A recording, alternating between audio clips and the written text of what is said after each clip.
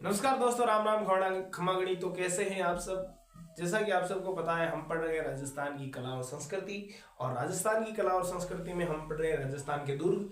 तो राजस्थान के दुर्गों में से हमने बहुत सारे दुर्ग पढ़ लिए हैं और आज हम पढ़ेंगे लोहागढ़ दुर्ग, जो कि भरतपुर के अंदर स्थित है। तो आइए स्टार्ट करते हैं बिना समय गवाए। तो जो भरतपुर है, पहले इसके बारे में थोड़ी बात करते हैं। तो भरतपुर जो हमारे राजस्थान के पूर्व के अंदर स्थित है।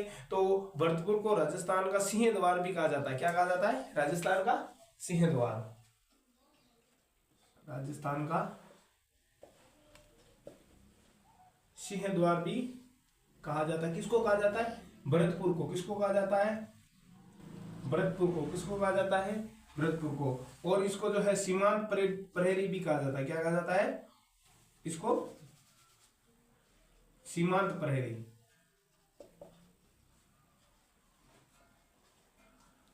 पूर्वी है ना, पूर्व के अंदर है तो पूर्वी सीमांत प्रहरी भी किसको कहा जाता है? भरतपुर को जो है कहा जाता है। तो ये हमने नॉर्मल बातें करी भरतपुर के बारे में। ठीक है, अब हम जो भरतपुर दुर्ग है उसके बारे में बातें स्टार्ट करते हैं कि भरतपुर दुर्ग जो है वो किस प्रकार से बना, क्या है इसका इतिहास, वो सारी चीजें हम स्टार्ट करते हैं। एक एक करके पढ़ेंगे, बने रहिएगा वीडियो के साथ। तो कोई भी दुर्ग हम पढ़ते हैं तो उससे सबसे पहले यही बात करते हैं कि किसने बनवाया था। तो इस दुर्ग का निर्माण जो है महाराजा सूरजमल ने करवाया था। किसने करवाया था इसका निर्माण? निर्माण किसने कराया था? महाराजा सूरजमल। किसने करवाया था? महाराजा सूरजमल। ये कौन थे? ये जाट राजा थे। अच्छा, जाट राजवंशों का राज था भरतपुर में। तो महाराजा सूरजमल ने जो है इसका निर्माण करवाया था। अच्छा, कब करवाया था? तो 1733 के अंदर इसका निर्माण करवाया था। कब करवाया था? 1733। अब देखो, 1733 में इसका निर्माण होता है। जब सूरजमल जी होते हैं वो क्या होते हैं? वहां के शासक नहीं होते हैं, बल्कि वहां के राजकुमार होते हैं। यानी इस टाइम जो है इनके पिताजी बदन सिंह जी का वहां पर शासन होता है। लेकिन इस दुर्ग की नींव जब डलती है तो बदन सिंह जी का शासन होता है। तो उस टाइम राजकुमार होते हैं सूरजमल जी। लेकिन बदन सिंह जी जो है उनका स्वास्थ्य खराब होने के कारण वो अपना जो राजपाट है वो अपने पुत्र सूरजमल जी को सौंप देते हैं। और बाद में सूरजमल जी राजा बनते हैं और उनका जो सारा कार्यभार है वो यही संभालते हैं और इस दुर्ग का पूरा निर्माण यही करवाते हैं। तो कुल मिला के बात यह है कि भरतपुर दुर्ग का जो है निर्माण किन्होंने करवाया था? सूरजमल जी ने करवाया था। किसके शासनकाल में स्टार्ट हुआ था? तो बदन सिंह जी के शासनकाल में ही स्टार्ट हुआ था। तो ये नॉर्मल थोड़ी सी बातें थी जो मैंने आपको बताई। अब हम आगे बात करते हैं कि इसके अंदर जो है एक आक्रमण हुआ था 1805 के अंदर। कब हुआ था? 1805 के अंदर एक अंग्रेज अफसर था, अंग्रेज अधिकारी बोले लॉर्ड लेक। क्या नाम था? Lord lake. लॉर्ड लेक ने यहां पर आक्रमण करा था। क्या करा था? आक्रमण। और वो आक्रमण कैसा था? असफल। यानी उसमें उसको जो है सफलता नहीं मिली थी, वो असफल हुआ था। क्या हुआ था? असफल हुआ था। तो उसके लिए एक कहावत सी बढ़ गई कि लॉर्ड लेक जो है उसका जो सारा सम्मान है वो यहाँ पर जो है मिट्टी में मिल गया। यानी उसकी जो सारी प्रतिष्ठा थी वो एकदम मिट्टी में मिल गई, क्योंकि भरतपुर जैसे दुर्ग को जो है वो नहीं जीत पाया। तो उसकी सारी प्रतिष्ठा मिट्टी के अंदर मिल गई थी इस युद्ध के बाद। तो आगे हम पढ़ते हैं इस दुर्ग के बारे में और क्या है। तो इसके अंदर 8 बुर्ज। क्या है? 8 बुर्ज। क्या है? 8 बुर्ज। 8 बुर्ज है। और ये कैसे बुर्ज है? बड़े बुर्ज है। कैसे हैं? बड़े बुर्ज। 8 बड़े बुर्ज है इसके अंदर। और इसके अंदर लगभग 40 जो है अर्धचंद्राकार बुर्ज है। कैसे हैं? अर्धचंद्राकार। अर्धचंद्राकार बुर्ज। इसके अंदर 40 अर्धचंद्राकार बुर्ज है और 8 जो है इसके अंदर बड़े जो है बुर्ज हैं। तो इसके अंदर अगर हम बात करें दरवाजों की, किसकी? दरवाजे। हर दुर्ग पढ़ रहे हैं उसके बारे में जो है हम दरवाजों के बारे में बात करते हैं। तो इसके कितने दरवाजे? 2 दरवाजे। कितने दरवाजे? 2 है। एक है उत्तरी दरवाजा। कौन सा? उत्तरी दरवाजा। अच्छा, उत्तरी लिख दो, उत्तरी दरवाजा। और एक है दक्षिणी दरवाजा। दक्षिणी। उत्तरी दरवाजा है वो है आपके अष्ट धातु, अष्ट धातु दरवाजा। कौन सा? अष्ट धातु दरवाजा, अष्ट धातु दरवाजा है। और जो दक्षिण के अंदर है उसको बोलते हैं लोहिया पोल। क्या बोलते हैं? लोहिया पोल के दो या लोहिया दरवाजा। अच्छा, अब अगर बात करें अष्ट धातु दरवाजा, तो अष्ट धातु जो दरवाजा है वो एक आगे हम पढ़ेंगे कि युद्ध हुआ था, और जो यहाँ के एक शासक थे जवाहर सिंह जी, तो जवाहर सिंह जी जब दिल्ली गए थे 1765 के अंदर, तो एक बार इसको मिटा देता हूँ।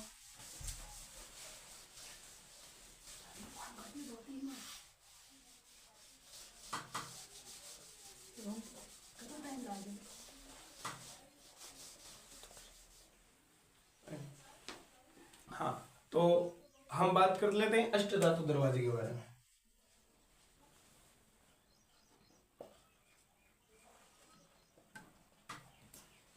अष्ट धातु दरवाजा, तो इसके बारे में क्या था कि अष्ट धातु दरवाजा था, तो पहले ये दिल्ली के अंदर स्थित था। कहां पर था? दिल्ली में। दिल्ली का जो लाल किला है ना, वहां पर, दिल्ली का लाल किला वहां पर ये स्थित था। और राजस्थान के एक शासक हुए जिनका नाम था जवाहर सिंह जी। क्या नाम था? जवाहर सिंह जी। और वो 1765 के अंदर, कब? 1765 के अंदर जो है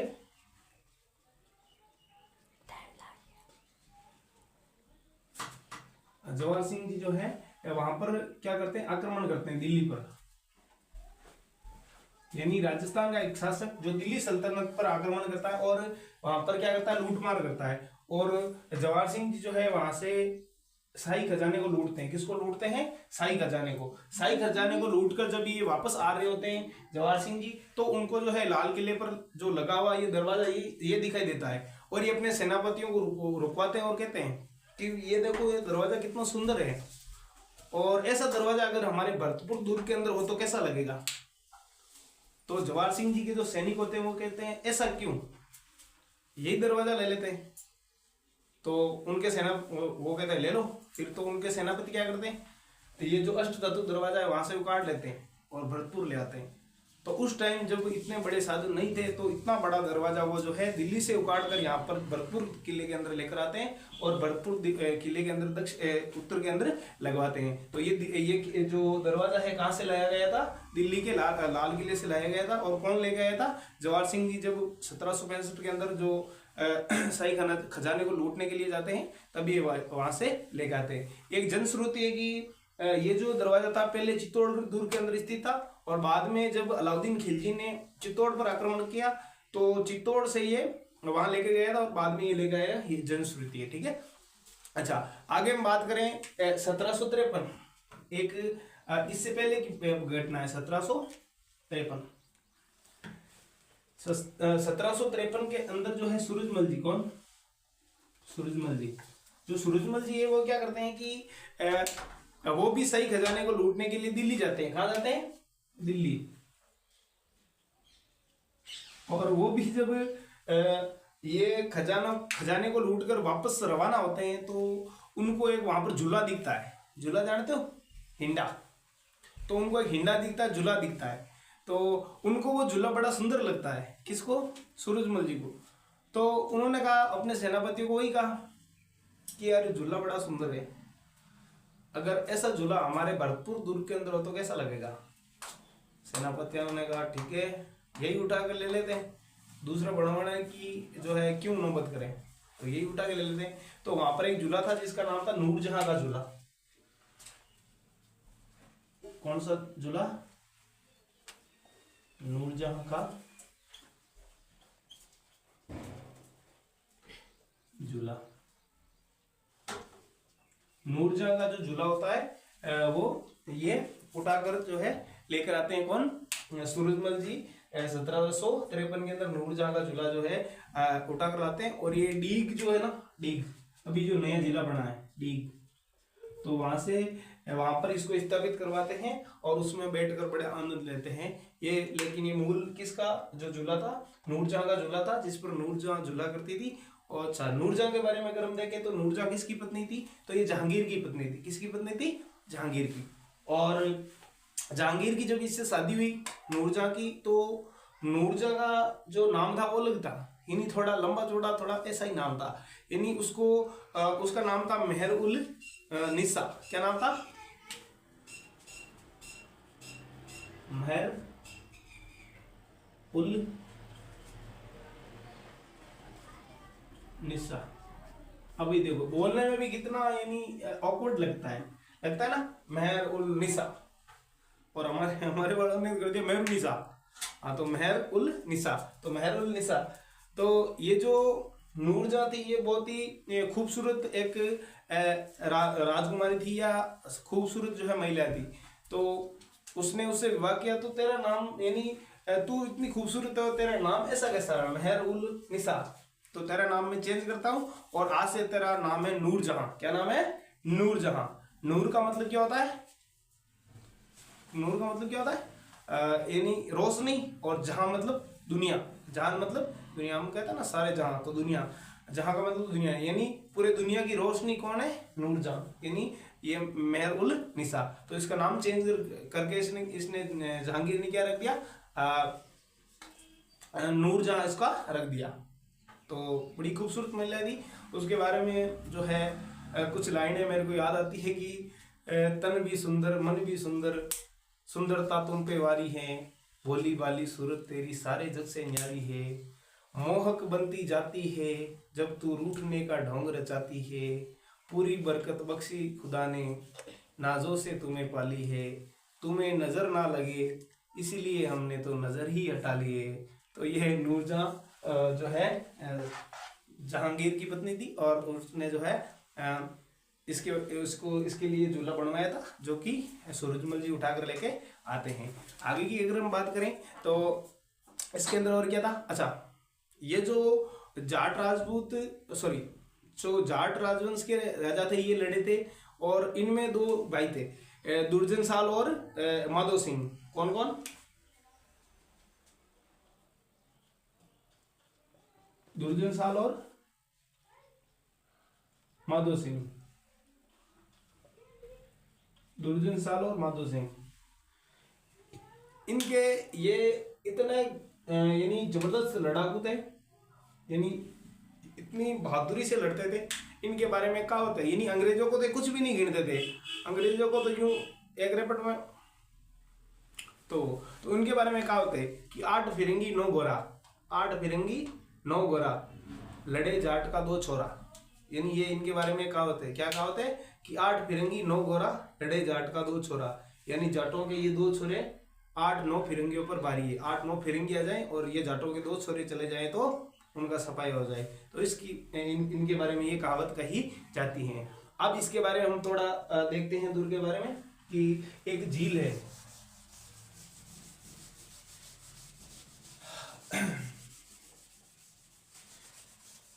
अच्छा, ये जो दुर्ग है ना इसके चारों ओर खाई है। क्या है? खाई। तो एक झील है मोती झील। कौन सी झील? मोती झील।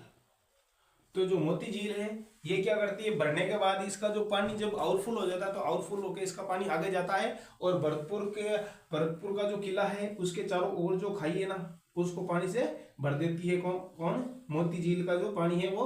तो जो मोती झील का पानी है इसके अंदर जाता है और इसको चारों ओर से भर देता है, यानी इसको एक प्रकार से सेफ्टी या सुरक्षा प्रदान करती है मोती झील। ठीक है, आगे हम बात करें तो अंग्रेजों ने इस पर जो है अंग्रेजों से इसके राजवंशों ने 5 बार लोहा लिया था, इसलिए इसको जो है लोहागढ़ दुर्ग भी कहा जाता है। ऐसी कुछ कहावतें आती है।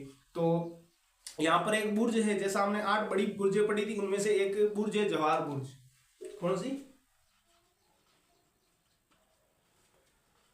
जवाहर बुर्ज। तो जवाहर बुर्ज है, यहाँ पर जो है ये जाट राजपूत सॉरी जाट राजा थे, इनका राज तिलक होता था। क्या होता था?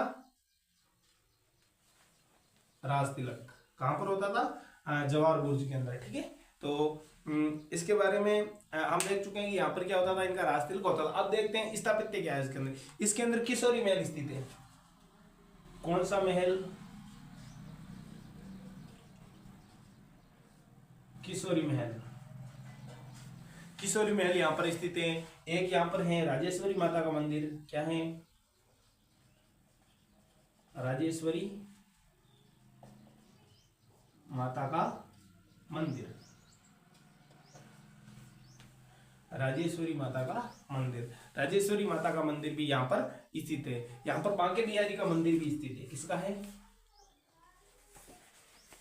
बांके बिहारी, किसका मंदिर है, बांके बिहारी का मंदिर, किसका मंदिर, बांके बिहारी का मंदिर यहाँ पर स्थित है।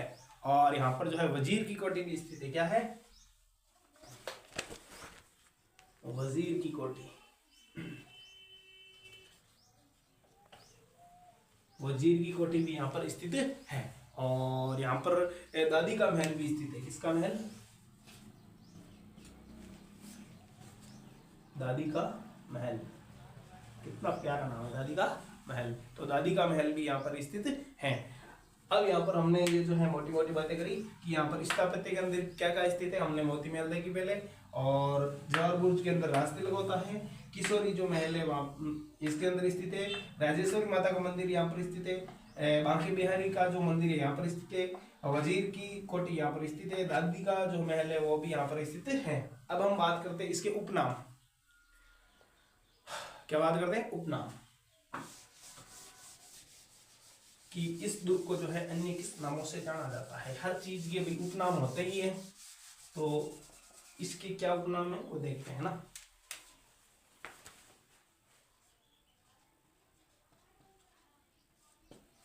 उपनाम, उपनामों में सबसे पहले एक इसका नाम आता है मिट्टी का किला। क्या नाम आता है, मिट्टी का किला, यानी माटी बनियोड़ो किलो, किरू बनियोड़ो है माटी, माटी का किला। और एक आता है अजय दुर्ग, यानी कोई जीत नहीं पाया जिसको, अजय दुर्ग। एक आता है अवैध, अवैध दुर्ग, क्या नाम आता है इसका, अवैध दुर्ग इसका आता है। एक इसको आता है लॉर्ड लेक का वाटरलूम, क्या आता है, लॉर्ड लेक का वाटरलू, लॉर्ड लेक का वाटरलू, जो भी इस किले को कहा जाता है कि सुना जाए कि लॉर्ड लेक का वाटरलू कौन से दुर्ग को कहा जाता है, तो लोहागढ़ दुर्ग को कहा जाता है। आगे हम देखते हैं कि अच्छा, आजादी के बाद सॉरी आजादी से पूर्व जो है सबसे नवीनतम दुर्ग बना हुआ तो यही है, यानी इसको मैं एक बार लिख देता हूं।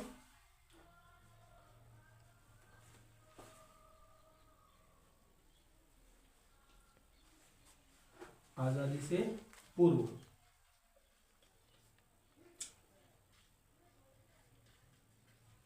निर्मित नवीनतम दुर्ग कौन सा है, तो भरतपुर दुर्ग है। ठीक है, आगे आओ।